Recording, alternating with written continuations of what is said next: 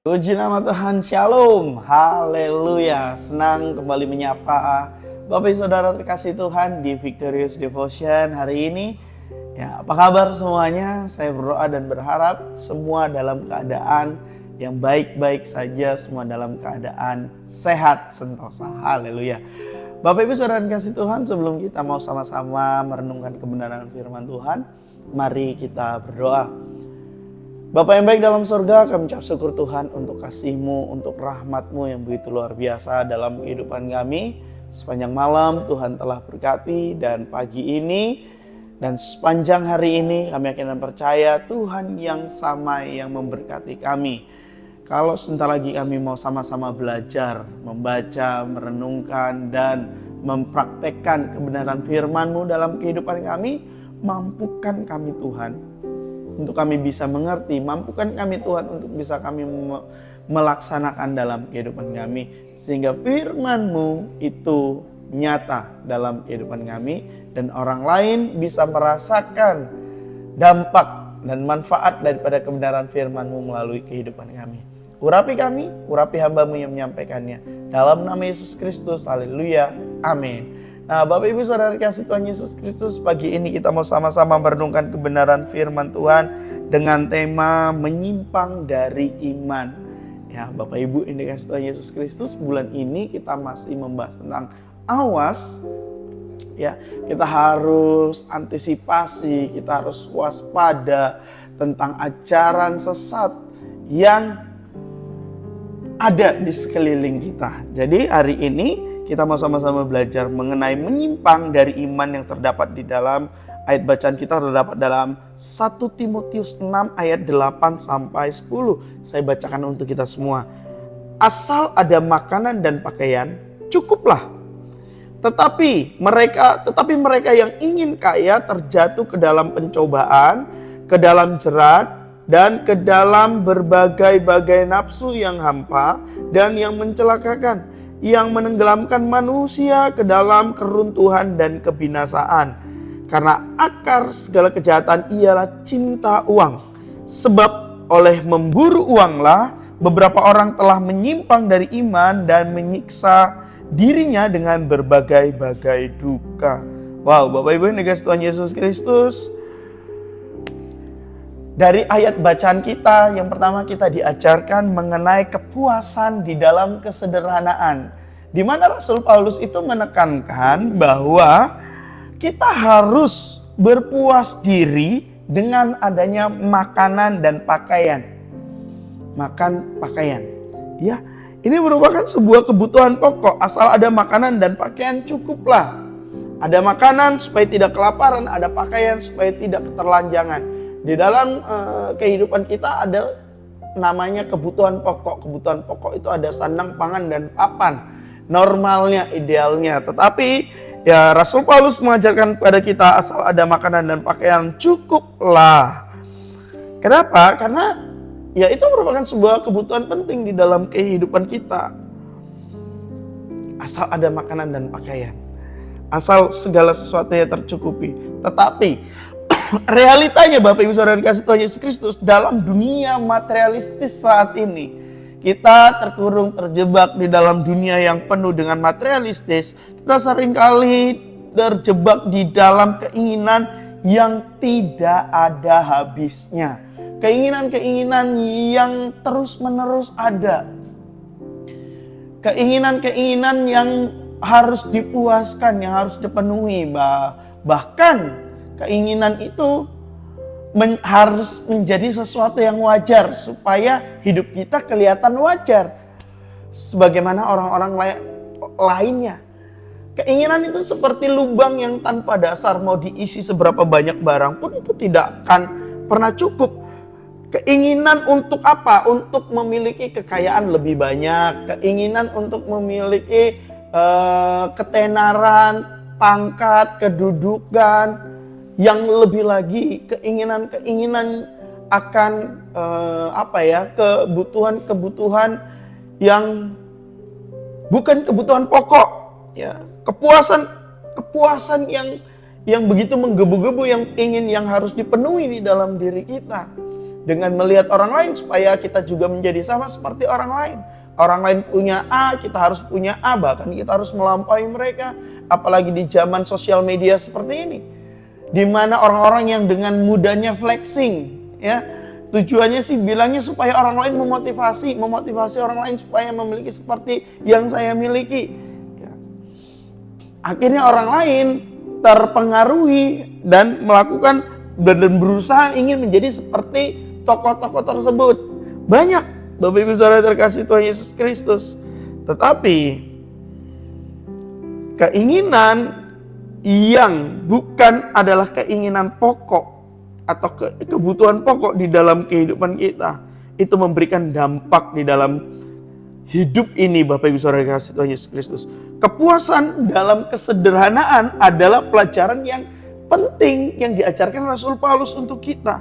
Tujuannya untuk apa? Tujuannya dengan kita merasa cukup, kita dapat menghindari berbagai macam-macam cobaan. Kita bisa menghindari berbagai macam-macam hal yang akan membuat kita celaka, yang akan membuat kita rugi. Kenapa banyak orang-orang yang akhirnya mereka memiliki kerugian yang begitu besar? Karena mereka memiliki rasa ketidakpuasan, ingin pencapaian-pencapaian yang lebih tinggi. Rasa keinginan itu, Bapak Ibu Saudara kasih Tuhan Yesus Kristus, yang membuat orang bisa celaka. Ingin lebih kaya? Langsung melakukan investasi bodong, main judi online, main slot, ya, supaya apa? Supaya cepat kayanya. Saya mau bilang, Bapak Ibu Saudara kasih Tuhan Yesus Kristus, tidak ada jalan pintas untuk mencapai kekayaan melalui depo judi slot. Enggak. Yang ada kehancuran demi kehancuran. Kita harus mulai apa? Kerangkeng keinginan itu. Nah, kalau kita baca di ayat 9. Ayat 9 ini memperingatkan kita tentang bahaya keinginan menjadi kaya. Apakah orang Kristen tidak boleh kaya? Jawabannya orang Kristen boleh kaya.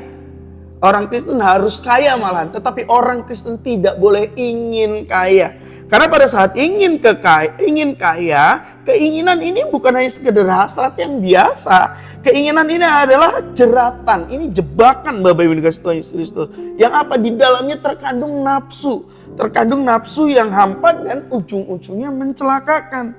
Karena dalam mengejar kekayaan, orang itu bisa terjatuh di dalam godaan-godaan yang akhirnya menenggelamkan mereka dalam keruntuhan dan kebinasaan. Rasa ingin itu membuat seseorang bisa melakukan segala macam cara. Keinginan membawa seseorang kepada apa? Kepada ambisius. Menghalalkan segala cara. Halal haram hantam, H3 pokoknya. Yang penting kaya. Yang penting banyak uang. Dan keinginan akan kekayaan yang lebih luas, lebih tinggi, lebih besar, itu bisa mengalihkan fokus kita kepada Tuhan dan kebenaran firman-Nya, mengarahkan kita kepada kehancuran. Bukan hanya kehancuran secara finansial, tetapi lebih lagi kehancuran rohani. Di ayat 10 ditegaskan lagi, Bapak Saudara kasih Tuhan Yesus Kristus.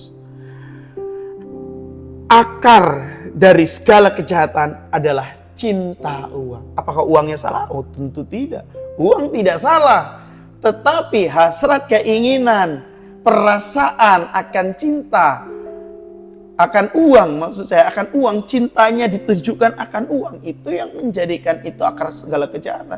Coba kita lihat kejahatan yang ada. Korupsi sampai 271 T, korupsi sekian T. Itu karena apa? Bukan karena uangnya, tetapi karena kecintaannya akan uang. Melebihi dari segala sesuatu. Kecintaannya akan uang, akhirnya menghancurkan segala sesuatu. Kita lihat semua faktor kejahatan yang ada. Semuanya karena kecintaan, karena kebutuhan akan uang. Oleh karena itu Bapak Ibu Saudara terkasih Tuhan Yesus Kristus, jangan sampai cinta akan uang membuat kita menyimpang dari iman kita.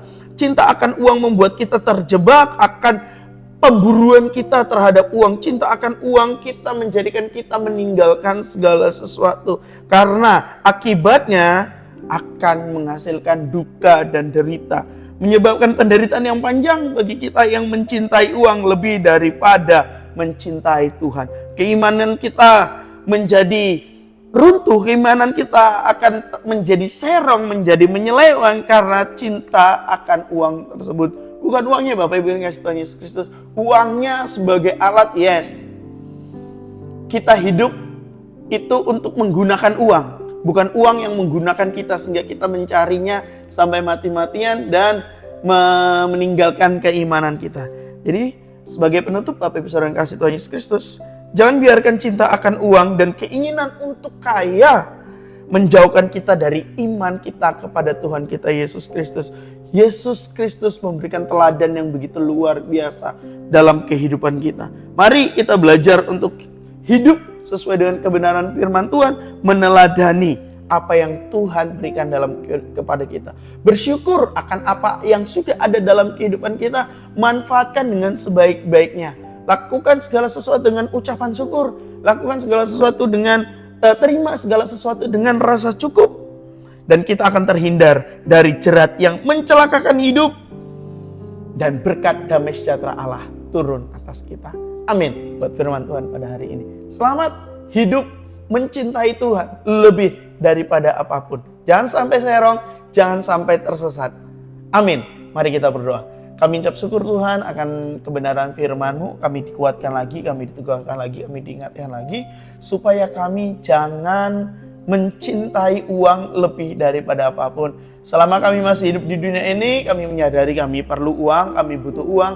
Tetapi jangan sampai kecintaan kami, fokus kami, pikiran kami, seluruh aspek hidup kami taruhkan kepada uang. Tetapi kami mau seluruh aspek hidup kami, kecintaan kami, ketergantungan kami taruhkan ke dalam Engkau ya Tuhan Yesus. Mampukan kami untuk kami tidak terjerat, mampukan kami untuk kami tidak tersesat, mampukan kami untuk tidak terjebak dengan kami melakukan segala sesuatu yang menyakiti hati-Mu, yang bertentangan, yang bertolak belakang dengan kebenaran firman-Mu.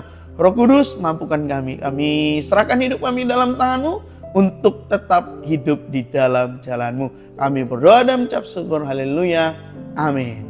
Sampai ketemu Bapak Ibu yang dikasih Tuhan Yesus Kristus di Victorious Devotion yang akan datang. Salam kemenangan, Tuhan Yesus memberkati, shalom.